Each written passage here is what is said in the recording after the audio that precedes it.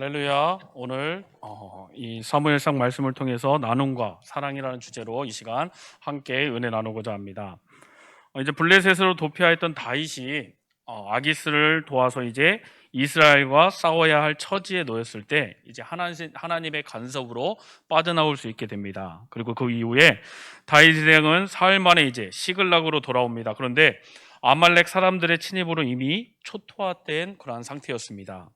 그래서 다윗의 부하들은 모든 책임을 다윗에게 돌렸습니다. 오늘 본문은 하나님의 도우심으로 이제 그 다윗은 아말렉을 추격하고 승리한 내용을 이야기하고 있습니다. 먼저 16절에서 20절은 애굽의 소년의 도움으로 이 아말렉 사람들이 머물렀던 곳에 이 다윗 일행이 이르게 됩니다. 그리고 온 땅에 편만하였던 그 아말렉 사람들을 이틀 동안 쳐서 몰살시키고 끌려갔던 가족들을 되찾고 또한 소떼와 양떼를 탈취한 사실을 이야기하고 있습니다. 그리고 21절에서 25절은 다윗이 아말렉과의 전투에 참여한 자나 그리고 피곤함으로 인하여서 이 전투에 참여하지 못한 자 모두에게 이 전리품을 동일하게 배분한 사실을 이야기하고 있습니다. 여기서 다윗이 이 전리품을 분배함에 있어서 전투에 참여한 자나 또한 참여하지 않은 자 모두에게 동일하게 분배한 것은 일찍이 모세가 세운 법이었습니다. 우리 한번 같이 읽어보겠습니다. 민수기 31장 27절 말씀입니다. 그 얻은 물건을 반분하여 그 절반은 회중에게 주고 곧 전리품 가운데 절반은 이제 전쟁에 참여했던 그 군사들로 나누어 가지게 하고 또 절반은 온 백성에게 나누어서 가지게 했던 그 법을 더욱더 적극적으로 실천했던 것입니다. 그리고 이것은 이후에 전리품에 관한 이스라엘의 규례가 되었습니다. 다윗은 바로 이러한 규례 제정, 다윗이 한 이러한 규례 제정은 전쟁의 승리는 물론 모든 노획물, 그 전리품들은 하나님이 허락하셨다라는 것에서 나오는 신앙에서 우러나오는 것이었습니다. 다윗은 비록 왕병 생활 중이었지만 그 전리품의 일부를 또 유다 장로들에게 보내서 나누어 쓰게 합니다. 그래서 블레셋과의 전쟁으로 힘든 그 백성들을 도왔습니다. 다윗의 이러한 행동은 그가 왕으로서의 자질을 갖고 있음을 다시 한번 보여준 것입니다.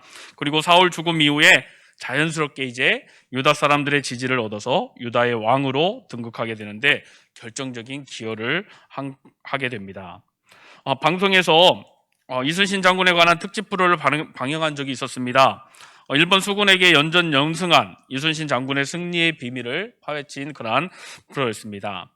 우리는 그 이순신 장군이 명량해전에서 불과 12척의 군선으로 333척의 그 외선단을 물리친 장면만을 기억을 하고 있습니다. 그러나 오늘 이순신 장군은 항상 우세한 전력을 유지하고 있었고 흩어져 있는 적을 기습하는 그런 전략을 통해서 승리하였던 것입니다. 해군사관학교 임원빈 교수는 이렇게 말합니다. 전쟁은 우연이 아니라 과학이다라고 이야기합니다. 승리할 만한 위치에서 승리할 조건을 두루 갖추었을 때 이기는 것이 전쟁이라는 것입니다. 약할 때 전쟁하면 100전 100패하고 마는 것입니다. 강한 전력과 유리한 조건을 유지해야 바로 그 전쟁에서 승리할 수 있는 것입니다. 오늘 우리의 신앙생활이 바로 이 전쟁과 같습니다. 신앙생활은 바로 마귀와의 끊임없는 전쟁인 것입니다. 우리가 오늘 이 전쟁에서 이기려면 약한 모습으로 나아가서는 안 된다는 것입니다. 그리고 철저히 무장하고 강한 모습으로 마귀와 대적하여서 싸울 때 확실한 그런 승리를 거둘 수 있다라는 것입니다. 오늘 본문을 통해서 우리가 어떻게 그러한 승리를 얻을 수 있는지 함께 살펴보고자 합니다. 먼저 본문 16절 말씀 다시 한번 같이 읽겠습니다. 그가 다윗을 인도하여 내려가니 그들이 온 땅에 편만하여 블레셋 사람들의 땅과 유다 땅에서 크게 약탈하였으므로 말미암아 먹고 마시며 춤추는지라. 시글락을 습격했던 아말렉 족속이 패할 수밖에 없었던 이유를 보여주고 있습니다. 아말렉 족속은 뜻밖의 이제 손쉬운 승리를 얻게 됩니다. 그리고 전리품을 얻은 후에 자기들의 거주지로 귀향하는 과정에서 잔치를 벌일 정도로 방심했음을 알 수가 있습니다. 특별히 여기서는 아말렉 족속이 온 땅에 편만한지라라고 표현하고 있습니다. 그 말은 그들이 얼마나 방심하고 또한 무질서한 가운데 빠져들어 있었는지를 잘 보여주고 있습니다. 이들이 이렇게 방심과 또한 무질서에 빠진 것은 아마 그 블레셋 사람들이나 유다 사람들이 자신들을 추격할 수 없을 것이라고 생각하였기 때문입니다.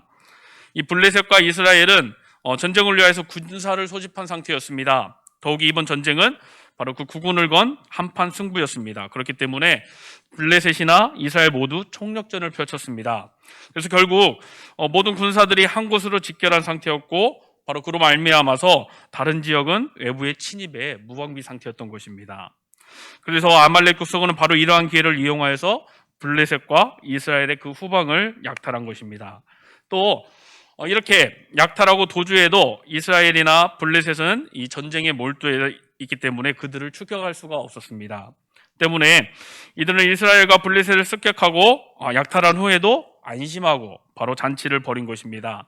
그런데 그들의 실수는 만에 하나 있을 수 있는 그 사태를 생각하지 않았다라는 것입니다.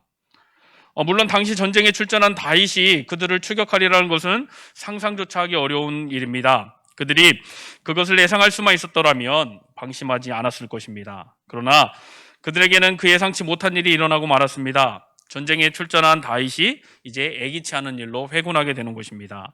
결국 그들은 아무런 방비도 없이 그저 먹고 마시며 춤추는 데만 열중하다가 패하고 만 것입니다. 오늘 이렇게 예상할 수 없는 일이라고 해서 나태하고 방심하게 되면 반드시 패배의 굴욕을 당할 수밖에 없습니다. 젊은 시절에 나태하게 되면 노년에는 어려움을 당하게 되고, 전쟁을 예비하여서 군대를 양성하는 데 게으른 나라는 막상 그 전쟁이 일어나게 되면 패배하고 만다는 것입니다. 한편 나태와 방심이 반드시 이 패배의 굴욕을 부르는 사실은 성도의 영적 생활에서도 마찬가지입니다. 사단은 나태하고 방심한 자의 영혼을 그냥 두지 않습니다. 다윗이 밧세바와 범죄하게 된 때가 언제였냐면 바로 전복전쟁 막바지에 이르러서입니다. 그리고 방심하게 되었을 때입니다.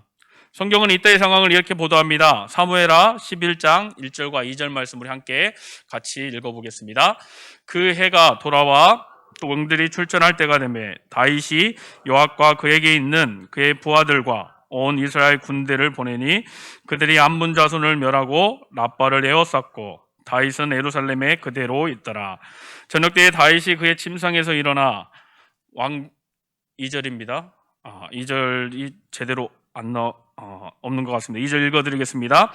다윗이 그의 침상에서 일어나 왕궁 옥상에 거닐다가 그곳에서 보니 한 여인이 목욕을 하는데 심히 아름다워 보이는지라.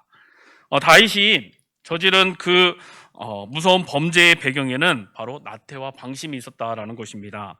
사무엘서 기사는 너무나도 명백하게 이렇게 보여주고 있습니다. 베드로를 비롯한 제자들은 예수님께서 잡히시던 날 밤 절체절명의 위기 상황에서도 피곤함을 이기지 못하고 잠들었습니다. 물론 그들은 매우 피곤한 상태에 있었을 수도 있습니다. 그러나 예수님의 그 의외의 부탁에 피곤함을 정신적 긴장으로 극복해냈어야 합니다. 그 잠시나의 피곤을 이기지 못하고 나태하고 방심한 상태에 빠진 결과 제자들은 예수님께서 잡히실 때에 모두 도망하거나 그리고 혹은 예수님을 부인하는 죄 가운데 빠지고 말았습니다. 오늘 사랑하는 성도 여러분, 여러분의 삶은 이러한 나태와 방심에서 벗어나 있습니까? 또 예수님 그리스도를 위한 열심이 여러분의 삶을 가득 채우고 있습니까? 오늘 우리의 삶 속에는 작은 나태와 방심도 나타나서는 안 되겠습니다. 오늘 하나님께서 우리에게 주신 그 삶의 시간 가운데 나태와 방심으로 망쳐버려도 좋을 만한 부분은 전혀 없기 때문입니다. 그러므로 혹시 이러한 나태와 방심의 유혹을 받는다면 기도로 철저히 무장하여서 확실한 승리를 거두시기 바랍니다. 오늘 18절과 19절 말씀 함께 같이 읽겠습니다. 다윗이 아말렉 사람들이 빼앗아갔던 모든 것을 도로 찾고 그의 두 아내를 구원하였고 그들이 약탈하였던 것 곧 무리의 자녀들이나 빼앗겼던 것은 크고 작은 것을 막론하고 아무것도 잃은 것이 없이 모두 다윗이 도로 찾아왔고 라고 기록하고 있습니다. 오늘 다윗이 모든 것을 다시 회복하였다는 말입니다. 또 20절 초반에 보면 다윗이 양떼와 소떼를 다 되찾았다라고 이야기하고 있습니다. 즉 다윗은 이런 것을 찾은 것은 물론 더 많은 것을 얻은 것입니다. 말하자면 다윗에게는 아말렉의 시글락 기습 사건이 바로 전화위복이 된 것입니다. 사람이 살아가는 데는 굴곡이 있기 마련입니다. 그러기에 인생지사 세용지마라는 말이 사람들의 마음에 널리 공감을 불러일으키고 있습니다. 성도의 삶 속에서도 바로 비록 그 삶이 하나님께서 함께 하시며 또한 눈동자와 같이 보호하시는 삶인 것이 분명하지만 처음부터 끝까지 순탄하지만은 않습니다. 우리가 웃는 때가 있으면 때로 눈물을 흘릴 때도 있습니다. 또한 승리의 찬양을 부를 때도 있지만 또한 패배의 쓰라림을 느낄 때도 있습니다. 오히려 오늘 세상에 돌아가는 이치를 가만히 보면 하나님을 믿고 또한 선한 삶을 살기 위해 애쓰는 사람은 고통과 역경과 패배를 더 많이 당하는 것 같습니다. 반면에 하나님을 부인하면서 오직 자기의 이익만을 위하여 사는 그러한 사람들이 더 잘 되는 경우를 우리는 많이 볼 수 있습니다. 오늘 일할 때 성도는 혼란에 빠질 수밖에 없습니다. 그리고 이러한 의무는 우리 현대를 사는 우리만 품는 것이 아니었습니다. 이 다윗 왕의 동시대를 살았던 궁중악사 아삽도 이러한 의무를 해결할 길이 없어서 시편을 통해 그 의무를 나타내고 있습니다. 우리 시편 73편 1절에서 5절 말씀 그리고 11절 말씀 함께 같이 읽어보겠습니다. 하나님이 참으로 이스라엘 중 마음이 청결한 자에게 선을 행하시나 나는 거의 넘어질 뻔하였고 걸음이 미끄러질 뻔하였으니 이는 내가 악인의 형통함을 보고 오만한 자를 질투하였음이로다. 그들은 죽을 때에도 고통이 없고 그 힘이 강건하며 사람들이 당하는 고난이 그들에게는 없고 사람들이 당하는 재난이 그들에게도 없나니. 11절입니다. 말하기를 하나님이 어찌알랴 지존자에게 지식이 있으랴 하는도다. 이러한 성도님께서도 이러한 의문을 갖고 계시지 않습니까? 오늘 이 문제는 몹시 심각한 문제일 수밖에 없습니다. 아삽도 이 문제 때문에 어떻게 표현하고 있냐면 나는 거의 넘어질 뻔하였다라고 말하고 있습니다. 그러나 우리는 오늘 이 본문을 통해서 이러한 의문을 해결할 수 있는 가능성을 볼 수 있습니다. 다윗은 시글락 약탈 사건 때문에 많은 고통을 당했습니다. 그리고 아말렉 족속으로 인한 오늘 이 사건 때문에 다윗이 이끄는 공동체 자체가 이제 와해되어 버릴 뻔한 위기를 맞았습니다. 그때는 다윗뿐만 아니라 그 다윗과 함께했던 사람들에게는 너무나도 어려운 시기였습니다. 마치 다시 회복할 수 없을 정도로 완전히 패배한 것과 같은 분위기가 그 모두를 지배했습니다. 그러나 다윗의 패배는 영원한 것이 아니었습니다. 다윗의 패배는 시간이 흐르면 기억도 하지 않게 될 만큼 잠깐 동안의 것이었습니다. 그리고 오직 완전하고 영원한 승리만이 그들의 몫이었습니다. 바로 이것이 성도의 궁극적 삶의 모습입니다. 이 땅에 사는 동안 성도는 숱한 어려움을 맞습니다. 마치 하나님이 계시지 않는 것처럼 또한 존재하신다고 해도 자신과는 아무런 상관이 없는 것처럼 성도가 당하는 어려움은 괴롭고 끝없이 이어집니다. 그러나 성도에게는 절대로 절망할 수 없는 한 가지 사실이 있습니다. 그것은 성도가 당하는 패배와 어려움은 잠깐의 일이라는 것입니다. 성도에게 약속된 그 궁극적인 결과는 바로 영원하고도 완전한 승리라는 사실입니다. 하나님께서는 수많은 성도들의 삶을 통해서 이러한 사실을 보여주셨습니다. 사울과 오랜 싸움을 치렀던 다윗, 그리고 아합왕의 가문을 멸망케 한 엘리야, 그리고 다니엘과 그의 세 친구들의 삶이 그러했습니다. 또한 히브리서 11장에는 이들을 비롯하여서 어려운 그러한 싸움에서 궁극적인 승리를 얻은 수많은 믿음의 영웅들을 또한 기록하고 있습니다. 그리고 그들을 승리하게 하신 하나님께서 우리에게도 이 같은 승리를 주실 줄로 믿습니다. 사랑하는 성도 여러분, 그러므로 결코 낙심하지 마십시오. 또 우리 인생의 과정에서는 승리의 흔적이 나타나지 않을지라도 그 결과에 다다를 때에 우리에게 찬란한 승리가 주어질 줄로 믿습니다. 오늘 패배한 것과 같은 상황 속에서도 낙심하지 않고 끝내 바로 하나님이 주시는 승리를 얻었던 그 다윗과 같이 우리들도 영원한 승리를 믿음으로 바라보고 즐거워하는 삶을 살아가기를 소망합니다. 다윗이 하나님의 도움을 힘입어 또한 아말렉에게 빼앗겼던 것들을 모두 되찾아오게 됨으로써 이제 잠시 험악했던 이 다윗의 부하들은 평온을 되찾게 됩니다. 그리고 붙잡혀갔던 가족뿐만 아니라 가축을 비롯한 재물까지 이제 빼앗아 가져오게 된 이들의 즐거움은 이루 말할 수가 없었습니다. 이제 그들은 큰 승리를 일구어낸 다윗을 찬양하기 시작합니다. 오늘 20절 말씀 같이 함께 읽어보겠습니다. 다윗이 또 양떼와 소떼를 다 되찾았더니 무리가 그 가축들 앞에 몰고 가며 이르되 이것은 다윗의 전리품이라 하였더라. 참으로 즐겁고도 기쁨이 넘치는 그러한 광경입니다. 하지만 우리는 이 장면에서 조금 씁쓸한 마음이 드는 것을 감출 수 없습니다. 왜냐하면 너무나도 쉽게 변해버리는 인간의 마음을 바로 여기서 볼 수 있기 때문입니다. 시글락이 아말렉에게 습격당하여서 큰 피해를 입고 이제 가족들마저 붙잡혀간 것을 알게 되었을 때 그들은 모든 책임을 다윗에게 돌렸습니다. 그리고 다윗의 말을 들여보려고 하지도 않고 무조건 돌을 들어서 다윗을 치려고 했습니다. 그리고 그들은 그들의 주군일 뿐만 아니라 그때까지 생사를 함께하며 지내었던 다윗에게 돌 던지기를 주저하지 않았습니다. 근데 이제 시간이 흘렀습니다. 하나님의 도우심을 힘입은 다윗의 노력으로 이 빼앗겼던 모든 것을 되찾게 되었을 때 그들은 이전에 자기들의 행동은 전혀 기억하지 않습니다. 다윗을 찬양하고 있는 것입니다. 다윗과 함께 했던 이 백성들뿐만 아니라 사람은 누구나 이처럼 쉽게 변합니다. 참으로 사람의 마음은 간사합니다.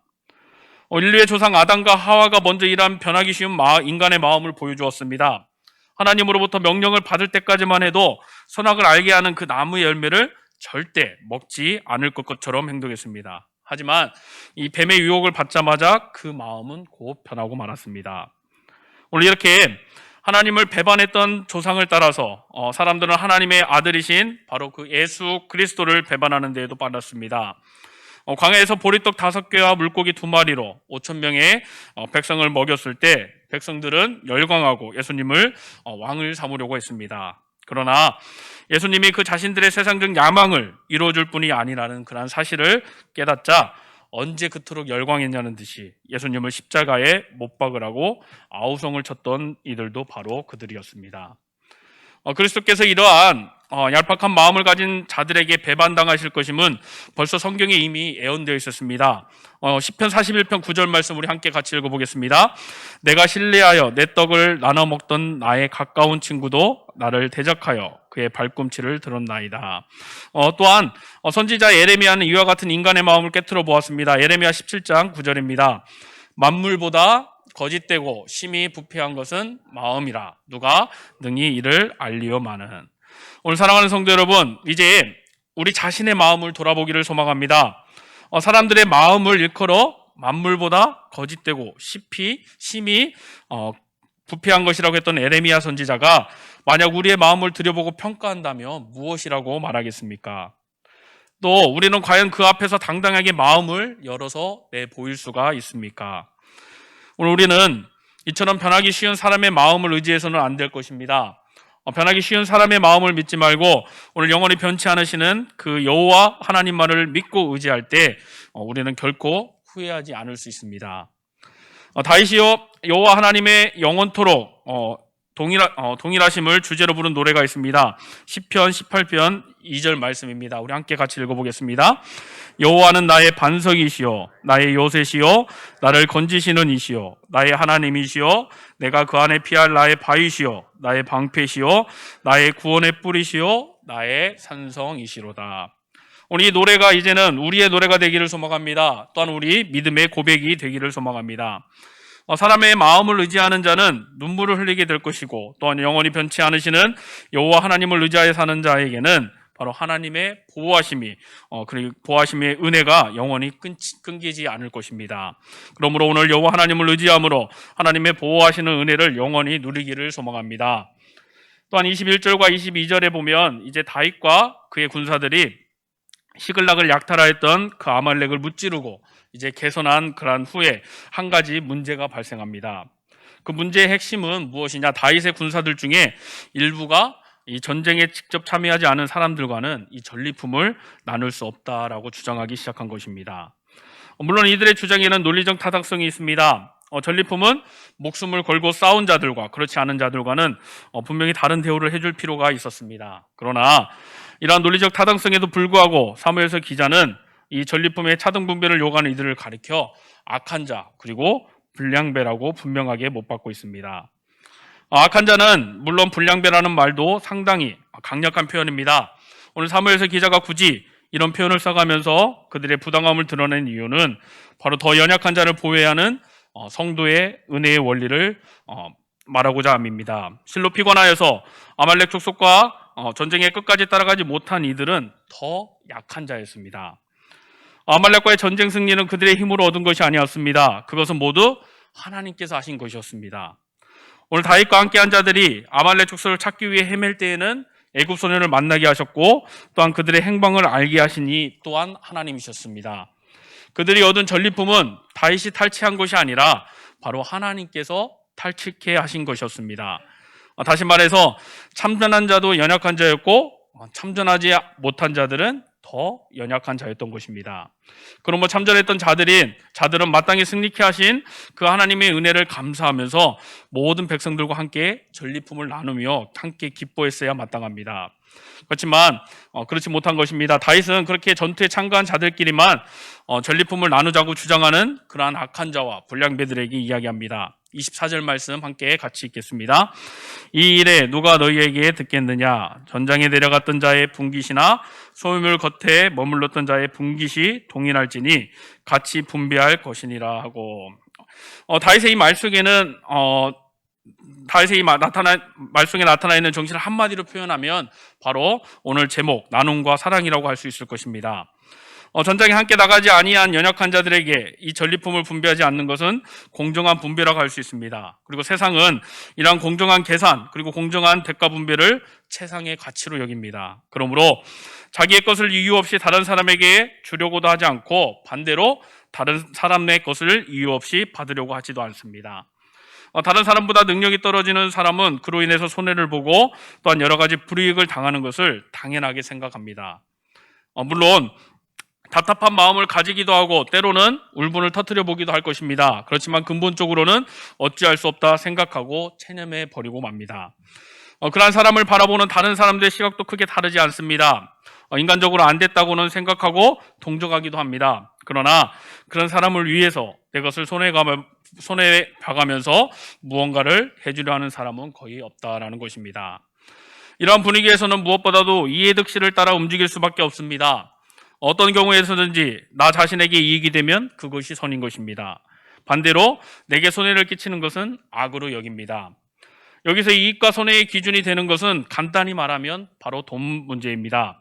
오늘 이러한 경향은 시간이 흐를수록 점점 더 심해지고 있습니다. 오늘 이처럼 이해 득실만을 가지고 모든 것을 결정해버리는 풍조는 이제 교회 안에도 빠른 속도로 침투하고 있다는 사실입니다. 문제는 바로 여기에 있습니다. 오늘 이것이야말로 교회의 커다란 위기라고 할 수 있습니다. 왜냐하면 교회는 이해득실로 모든 것을 판단하고 결정하는 곳이 아니기 때문입니다. 오직 이해득실로만 모든 것을 판단하고 결정하게 되면 우리는 가장 고귀한 것을 이룰 수밖에 없습니다. 그것은 바로 나눔과 사랑입니다. 이 나눔과 사랑은 그리스도인들이 가진 가장 소중한 덕목 중에 하나입니다. 온전한 나눔과 사랑이야말로 그리스도인들이 참된 그리스도인이 되게 하는 것입니다. 사도 요한의 간곡한 부르짖음을 우리는 기억해야 하겠습니다. 요한일서 4장 7절 8절 말씀입니다. 우리가 서로 사랑하자. 사랑은 하나님께 속한 것이니 사랑하는 자마다 하나님으로부터 나서 하나님을 알고 사랑하지 아니하는 자는 하나님을 알지 못하나니 이는 하나님은 사랑이심이라. 실로 이 사랑이 없으면 그리스도인들은 자기를 가리켜 감히 그리스도인이라 부를 수 없을 것입니다. 그러한 사도 요한의 외침은 계속됩니다. 11절 12절 말씀입니다. 사랑하는 자들아, 하나님이 이같이 우리를 사랑하셨은즉 우리도 서로 사랑하는 것이 마땅하도다. 어느 때나 하나님을 본 사람이 없으되 만일 우리가 서로 사랑하면 하나님이 우리 안에 거하시고 그의 사랑이 우리 안에 온전히 이루어지느니라. 아멘. 성경은 결코 그리스도인을 향해서 이해 득실을 따져 그에 따라 행동할 것을 요구하지 않습니다. 아무 이유 없이 손해를 볼지라도 그것을 심하게 책망하지 않습니다. 그러나 사랑의 면에 있어서는 다르다는 것입니다. 사랑을 알지 못하고 또한 사랑을 베풀지 못하는 자를 향하여서 하나님을 알지 못하는 자라고 서슴지 않고 못 박았습니다. 그러므로 이해득실은 바로 그리스도인에게 있어서는 그다지 중요한 가치가 될 수 없습니다. 그리스도인들이 절대로 포기해서는 안 될 참으로 중요한 가치는 바로 나눔과 사랑입니다. 그러므로 우리는 본문에서 다윗의 결정에 동의할 수밖에 없습니다. 이러한 나눔과 사랑의 가치를 내던지고 바로 이해득실의 원리에 따라서만 움직이려고 하는 부하들의 말에 우리는 절대 귀 기울일 수가 없는 것입니다. 그리고 이어지는 26절에서 30절까지는 다윗이 아말렉에게서 얻은 탈취물의 일부를 이제 유다의 장로들에게도 나누어주는 내용입니다. 다윗은 이방 땅에서 망명생활하는 처지로 경제적으로 매우 어려운 가운데 있었지만 재물이 생기자 어려운 가운데 처해 있는 동족에게도 나누어 준 것입니다. 우리는 여기서 많은 무리가 다윗이 망명생활 중임에도 불구하고 그를 따르며 또한 그를 위해 생명 바쳐 싸우게 된 까닭을 엿볼 수 있습니다. 23절 말씀을 우리 함께 같이 읽어보겠습니다. 다윗이 이르되 나의 형제들아 여호와께서 우리를 보호하시고 우리를 치러 온 그 군대를 우리 손에 넘기셨은즉 그가 우리에게 주신 것을 너희가 이같이 못하리라. 오늘 여기에 보면 다윗은 전투에 참가한 사람들끼리만 전리품을 나누자는 주장에 반대하고 있습니다. 그리고 모든 백성에게 동일하게 분배하겠다라고 그렇게 이야기하고 있습니다. 그리고 그 이유를 이렇게 말합니다. 여호와께서 우리를 보호하시고 우리를 치러 온 그 군대를 우리 손에 붙이셨다라고 말씀합니다. 즉 자신들이 아말렉을 쳐부수고 승리한 것은 전적으로 하나님의 은혜라는 것입니다. 그러므로 전리품을 싸움에 참가한 자나 참가하지 않은 자가 동일하게 나누어 갖는 것이 옳다라는 것입니다. 다윗이 전리품을 모든 사람과 공평하게 나누고 또 그것의 일부를 고통당하는 그러한 동족에게도 나누어 준 것은 바로 하나님의 은혜로 말미암아 그것을 얻었다고 생각하였기 때문입니다. 우리처럼 하나님의 은혜를 아는 자는 나누는 삶을 삽니다. 우리 이 땅에 올 때 다 빈손으로 왔습니다. 그러한 우리를 하나님이 은혜로 입히시고 또한 여러 가지로 채우시는 것입니다. 물론 우리도 나름대로 수고하고 노력합니다. 이 또한 대단히 중요합니다. 아무런 노력이나 수고 없이는 그 어떤 것도 얻을 수 없기 때문입니다. 다윗도 아말렉과의 생명을 걸고 싸웠기에 그 탈취물들을 얻은 것입니다. 그런데 중요한 것은 그러한 것들을 얻는 과정에서 하나님이 그것을 얻을 수 있도록 은혜를 베풀어 주셨다라는 것입니다. 아무리 수고하고 노력해도 하나님의 은혜가 없다면 아무것도 얻을 수가 없습니다. 따라서 우리는 우리의 가진 모든 것이 하나님의 은혜로 말미암은 것인 줄을 우리가 깨달아야 하겠습니다. 다윗은 그동안 집요하고도 끈질긴 사울의 추격을 받고 있었습니다. 그리고 그 추격이 얼마나 극심하였던지 다윗과 그를 따르는 무리들은 더 이상 그 사울이 다스리는 이스라엘 내에 있을 수가 없었습니다. 그래서 결국 다윗은 자신을 따르는 무리들을 이끌고 블레셋 땅으로 간 것입니다. 이때 다윗이 당한 어려움은 한두 가지가 아니었을 것입니다. 수백 명에 이르는 사람들을 이끌 때에 그들을 먹여야 했고 입혀야 했습니다. 또 일정한 거주지를 마련해서 그들을 쉬게 해줄 수도 있었어야 합니다. 또 다윗이 이끄는 군사가 많았으므로 병기를 비롯한 군사용 물품도 꽤 많이 필요했을 것입니다. 그러나 정말 다윗을 힘들게 했던 것은 이런 것이 아니었습니다. 마치 자기 혼자 떨어진 듯한 그 외로움과 고독함이 가장 무서운 적이었을 것입니다. 하지만 다윗에게는 후원해주고 은밀하게나마 교류를 나누는 이들이 있었습니다. 그것은 다윗은 무엇보다 큰 힘이 되었습니다. 그런데 우리가 여기서 알아야 할 사실이 한 가지 더 있습니다. 그것은 좋은 친구를 주셔서 바로 다윗으로 하여금 모든 그 외로움을 떨쳐버릴 수 있게 하신 이는 여호와 하나님이시라는 사실입니다. 하나님은 당신을 위해 싸우는 자를 홀로 버려두지 않으십니다. 우리는 우리 자신을 잘 알지 못한다 할지라도 우리의 어두운 눈으로 보지 못한다 할지라도 우리가 하나님 편에 서 있는 한은 바로 우리는 혼자 있는 것이 아닙니다. 바로 하나님께서 예비하신 수많은 동역자들이 우리와 함께 싸우고 있는 것입니다. 다윗에게 돕는 유다의 장로들을 주셨던 그 하나님께서 우리에게도 험난한 영적 전투를 함께 치를 그 동역자들을 남겨두시고 또한 적절한 때에 서로를 돕게 하실 것입니다. 또한 그뿐만이 아니라 우리에게 100만 원군보다 더 강력한 도움을 주는 분이 계십니다. 바로 예수 그리스도께서 약속하신 성령입니다. 그러므로 우리는 낙심하지 말아야 하겠습니다. 우리가 혼자 있는 것 같이 보일지라도 결코 혼자 있지 않고 든든한 동역자 그리고 후원자와 함께 있음을 우리가 믿음으로 받아들여야 하겠습니다. 우리가 하나님 편에 서 있는 이상 하나님께서는 결코 우리를 외로움과 그리고 고독한 가운데 방치해 두지 않으실 것입니다. 사랑하는 성도 여러분, 다윗은 오늘 하나님을 의지하지 아니하고 자기 뜻대로 살고자 했을 때 큰 위기를 만났습니다. 그러나 그가 다시 하나님을 전적으로 의뢰하였을 때 모든 것을 회복하고 형통하게 되었습니다. 이때의 경험이 그에게는 매우 큰 교훈이 되었습니다. 그래서 그는 이후에 비록 죄를 범하기는 하였지만 그 와중에서도 전적으로 하나님을 의지하는 삶을 살게 됩니다. 그리고 그는 그로 인해서 이스라엘 역사상 가장 위대한 군왕으로 남을 수가 있었습니다. 다윗은 아말렉 사람들로부터 얻은 그 전리품을 이제 모든 백성들에게 차별 없이 골고루 나눠줬을 뿐만 아니라 또한 유다의 장로들에게도 나누어 줬습니다.